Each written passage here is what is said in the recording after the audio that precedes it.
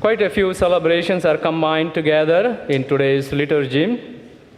Of course, today is the octave day of Easter, the 8th day. Easter is such an important feast that its solemnity is prolonged for a week, for 8 days, and today being the last day of that solemnity, like Christmas. Today is also designated as the Divine Mercy Sunday, the second Sunday of Easter. Pope John Paul II, who is now Saint John Paul, he established this feast as a universal feast during the Jubilee year 2000 and extended that feast all over the world. And so today we celebrate that special gift of God's love and mercy. Thirdly, in the liturgical tradition, every second Sunday of Easter, the Church invites us to reflect on the story of St. Thomas and his reaction to Jesus' resurrection. And so in a way, we can call this Sunday as the Doubting Thomas Sunday. You won't find it in the liturgical book, though, this name. But it's important. The Church wants, it's an important story for us. And the Church wants us to reflect on this. We heard in the Gospel text 2 resurrection appearances of Jesus. One to his apostles without Thomas, and the other one with Thomas. But we will focus on Thomas' story, and we will make the first story as a context for the second one. The popular belief or interpretation of this story is that Thomas is a doubter. It puts Thomas in a negative light.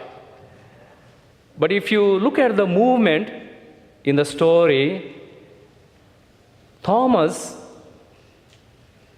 makes an admirable act of faith, the most explicit act of faith in all of the New Testaments, when he says, "My Lord and my God." Many people I know pray that prayer during the time of elevation.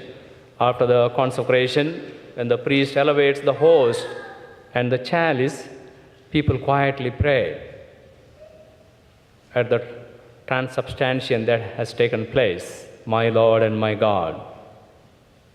An important act of faith. Thomas is called the Apostle of India. There is one village called Cranganore in Kerala in South India. If you visit this place, there is a small chapel built where he actually landed from his travel on that river bank. And there is a caretaker in that chapel. To every visitor, he points out this place and says, "This is exactly where St. Thomas landed in the year 52 AD. Very specific. He will point out the exact spot where he landed and the year too. Such a great pride those people there in that area show to St. Thomas. There is also a big 30-foot cutout of St. Thomas, depicting him with one hand holding a staff, and on the other hand, an open book in which is written, "My Lord and my God," reminding everyone of today's gospel text.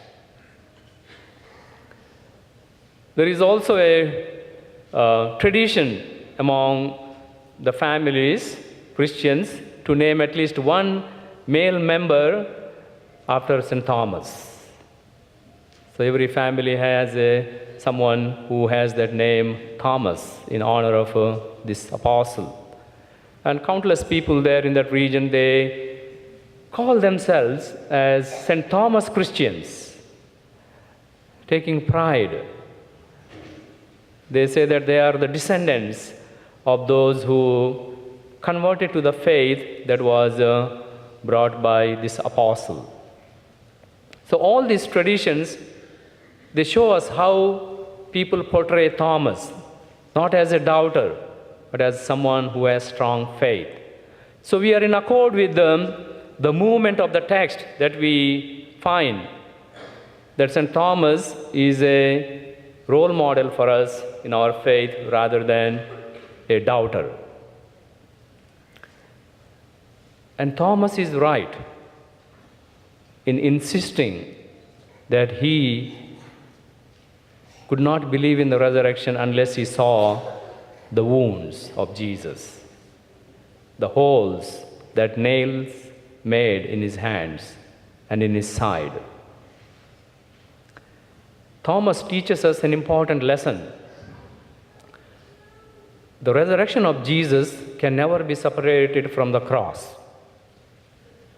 They go together.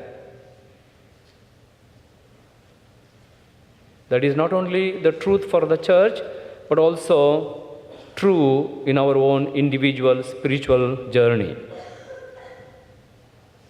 We cannot live a life of grace authentically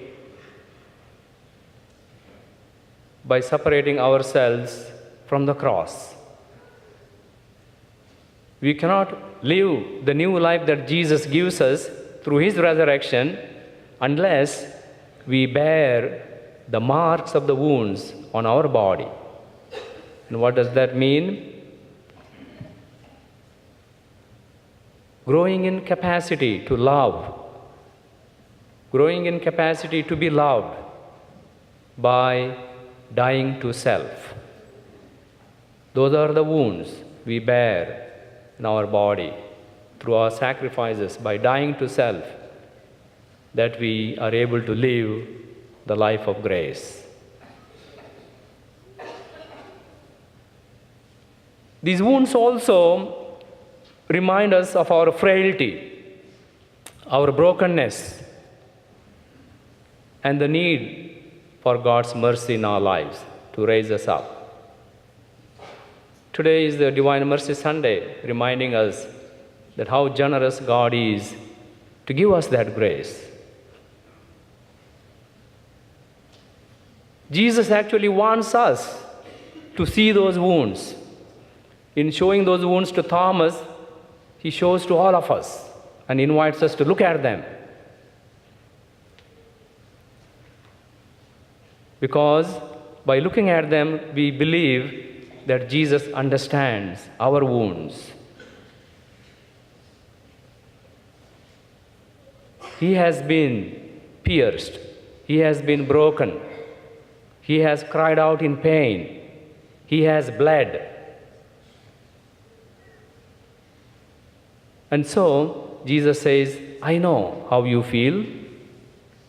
I know your wounds. I know your scars. I know your brokenness. You want the proof?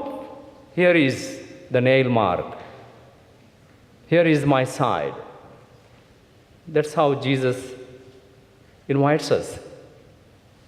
That he understands. He knows our brokenness, our scars. But then Jesus says, those wounds, those scars, they don't have to define us. They don't define me. I am risen. In the same way, our brokenness, our scars, our wounds, they don't have to define us. We can be new people. We are Easter people because of Jesus. And that is the greatest gift that we can receive on this Divine Mercy Sunday. So as Jesus showed himself on the cross with his wounds, with his side pierced, as Jesus showed himself on that upper room to his apostles with those wounds, with his side pierced, Jesus shows himself to us at every Eucharist. So today, like Thomas, accepted Jesus, welcomed Jesus by making that most explicit act of faith, my Lord and my God. Let us approach Jesus with that same faith, that same desire to welcome him into our hearts.